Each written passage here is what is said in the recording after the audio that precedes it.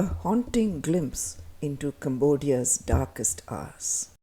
Presented by Holidays on Shoestrings.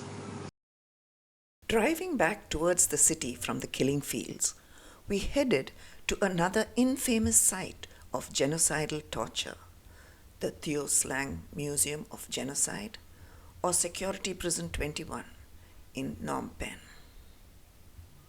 When I thought that nothing on earth could be as bad as Chow Axe, I was totally wrong.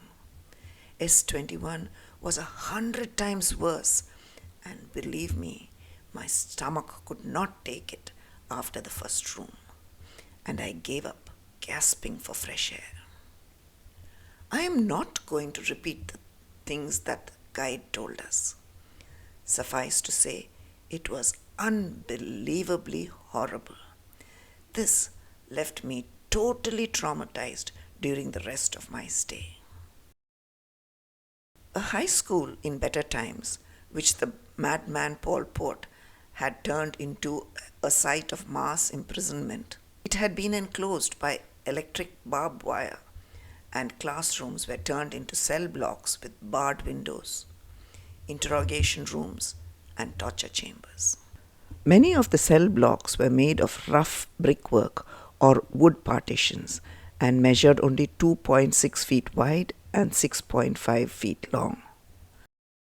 Once inside the prison, detainees were either tortured to death or transported to Chow Axe for re-education, which meant execution.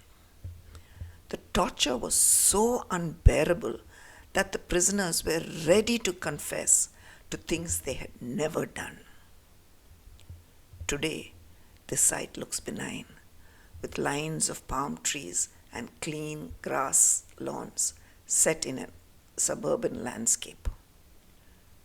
Were it not for a notice board outside one of the blocks listing the security regulations to which prisoners had to adhere, it would seem unthinkable that a genocidal holocaust had taken place within this peaceful, sun-soaked compound. It was opened to the public as a museum and a war memorial in 1980. Even the playgrounds were not spared, the football goal being turned into a torture weapon. The Khmer Rouge had meticulous records of the prisoners along with their photographs, and these were put up for display in a couple of the rooms. In a bid to make everyone equal, every single person had to wear the same kind of clothes, and women even the same hairstyle. A few foreigners also had the misfortune of falling into the hands of Khmer Rouge, 3 of them being ordinary Indian businessmen who met their end after being forced to confess that they were KGB spies.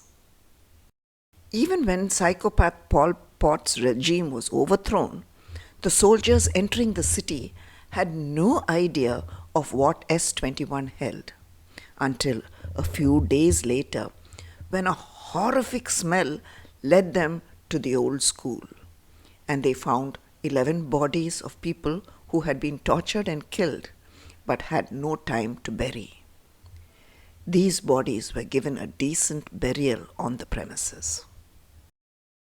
This lady with her baby was the inspiration for the sculptor who made the memorial at Chow Axe. 20,000 people passed through S21, which was one of the 196 prisons the Khmer Rouge operated, and only 7 adults survived.